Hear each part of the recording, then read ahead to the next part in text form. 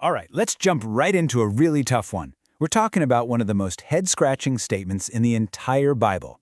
You've got this figure, Jesus, who everyone knows as the Prince of Peace, right? But then he says he came to bring division, not peace. So, what's going on here? How on earth do those two things line up? Let's figure it out. Yeah, this is the Jesus most of us picture in our heads. You know, the gentle teacher, the one who looked out for the poor, the guy who is all about love and forgiveness. We call him the Prince of Peace for a reason. That image is so powerful, it's pretty much everywhere in our culture. It's kind of hard to see him any other way. And then, bam, you get hit with this line from the Gospel of Luke. Do you think I came to bring peace on earth? No, I tell you, but division. I mean, wow. That just feels like it comes out of nowhere, right? It's like a complete 180 from everything we thought we knew. So how in the world are we supposed to make sense of that? So, yeah, that's the big puzzle we're tackling today. Is this just a massive contradiction? Or is there something deeper going on? Something hidden in these words that we're missing? Okay, let's really dive in and unpack this whole thing together. Okay, so the key to cracking this whole thing actually lies in the verses right before that shocking statement. Jesus uses these two really powerful metaphors, fire and baptism. To get the division part, we first have to understand what he means by these. Let's see what they can tell us. All right, let's break these down. First up, fire. Now, this isn't necessarily about hellfire and brimstone, okay? Think of it more like a purifying fire. The kind that burns away all the stuff we rely on, all our false security, and forces us to see what really matters, our need for God. And then there's the baptism. This is Jesus talking about his own future, his suffering, and his death. He's basically saying, I'm under this incredible stress, this weight, because of what's coming. So you see, it's not just about judgment. He's also talking about the way to survive that judgment.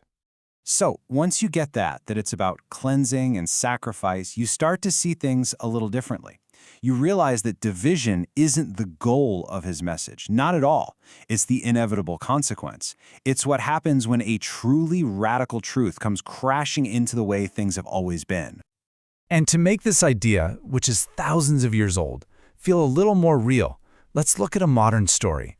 In a sermon about this very passage, Dr. Suze McBay points to a perfect example, Tara Westover's incredible memoir, Educated. If you haven't read it, Tara's story is just wow. It's both heartbreaking and so powerful. She grew up in this really isolated, abusive family, totally cut off from the outside world. They had their own version of reality. But then she gets out, she goes to college, and she runs headfirst into a whole new world of ideas, a different truth that completely shatters everything she was ever taught. And here's the thing, to live in that new truth, she had to break from her family. It was this incredibly painful division, but it happened because these two worldviews just collided. They couldn't exist in the same space. And that right there, that is exactly the kind of division Jesus is talking about. See, his message isn't just a list of nice ideas to consider. It's a direct challenge to our most basic loyalties. It forces us to ask a really tough question. Where do we put our ultimate allegiance? This division he's talking about, it's not random. It's a clash between two really powerful things. On one side, you have allegiance to God's truth. And on the other, well, you have allegiance to your family, allegiance to keeping the peace in your community, allegiance to your own personal comfort. It's a choice that can literally pit you against the people you love and your own desire for an easy, comfortable life. And look, this isn't just some abstract theological idea. For so many people, this is a real, lived experience.